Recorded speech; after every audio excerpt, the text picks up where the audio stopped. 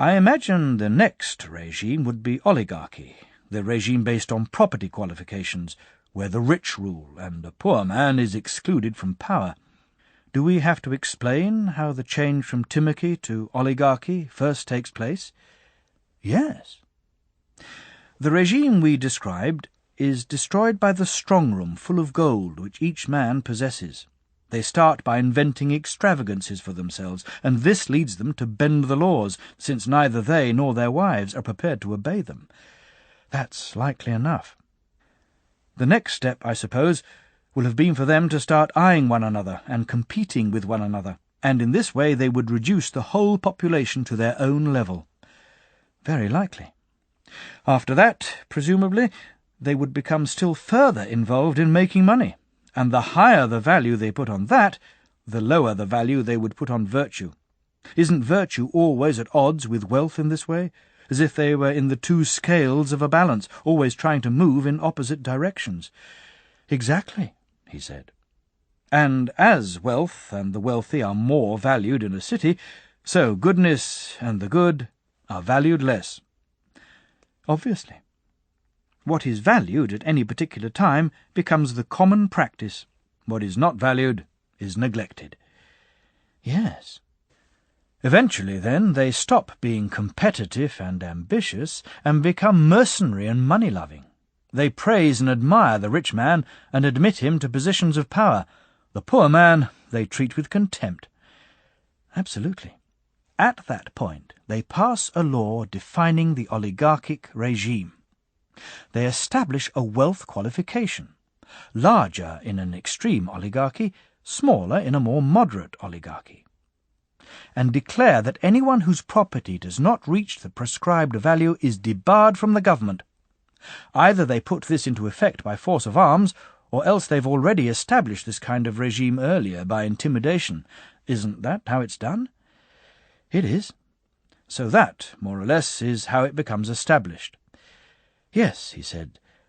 But what are the characteristics of this regime, and what are the kind of faults we said it possessed?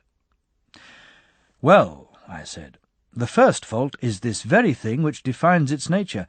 Think what it would be like if you appointed ship's captains in this way, on the basis of a property qualification, and refused to command to a poor man, even if he was better qualified. I think it would be a sorry voyage they'd find themselves making, he said. And the same with any position of command over anything. That's certainly my opinion. With the exception of a city, or including a city. It is especially true of a city, he said, since the responsibility a city brings is the greatest and the most demanding. This would be one great failing, then, possessed by oligarchy. It looks like it. What about its second failing? Is that any less serious? What would it be, this second failing?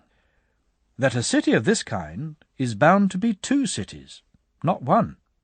A city of the poor and a city of the rich, living in the same place, but constantly scheming against one another. That is, God knows, as big a failing as the first. You must ask yourself, however, if this city isn't also the first to introduce an evil which is greater than either of these. What evil is that? There is nothing to stop one person selling all his property, and a second person acquiring it. Nothing to stop the first person still living in the city after selling his property without being one of the elements which make up the city. He is neither businessman nor skilled worker, neither cavalryman nor infantryman, just a poor man, what they call a man without means. Yes, he said, this city is the first to introduce this evil. Certainly, in cities with oligarchic regimes, this kind of thing is not prohibited in any way. If it were, you wouldn't get one group of people who were very rich and the rest living in complete poverty. That's right. And here's another point to think about. At the point where someone like this was rich and spending all his money, was he even at that time any use to the city for the purposes we've been talking about? Or was it an illusion, his being one of the rulers? Was he in truth neither a ruler nor a servant of the city, but merely a spendthrift? Yes, he said, it was an illusion. He was nothing more than a spendthrift. Do you want us to say, then, that just as a drone born in a cell is a blight on the hive, so a man like this is born as a drone in a household, and as a blight on the city? By all means, Socrates. Well then, Adamantus, is it the case that God has made the winged variety of drone all stingless, whereas of these two-legged drones, some are stingless, but others have very nasty stings? Do those who finish up as beggars in their old age come from the stingless class, and all those who are labelled criminals come from the class with stings? Yes, that's true, he said.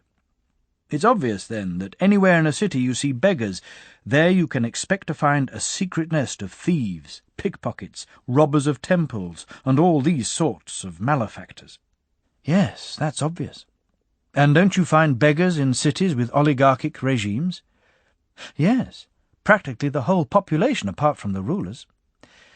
Can we avoid the conclusion, then, that in these cities there is a large number of criminals with stings, and that the authorities systematically and forcibly keep them under control? No, we can't, he said. And can we not say that the cause of people like this coming into existence there is lack of education, together with poor upbringing and constitutional arrangements? Yes, we can. Well, that's roughly what the oligarchic city would be like, and those are the evils it would contain, plus some others besides, perhaps. Yes, that's about it. Then that's another regime we can regard as dealt with, the one known as oligarchic, whose rulers are chosen on the basis of a property qualification.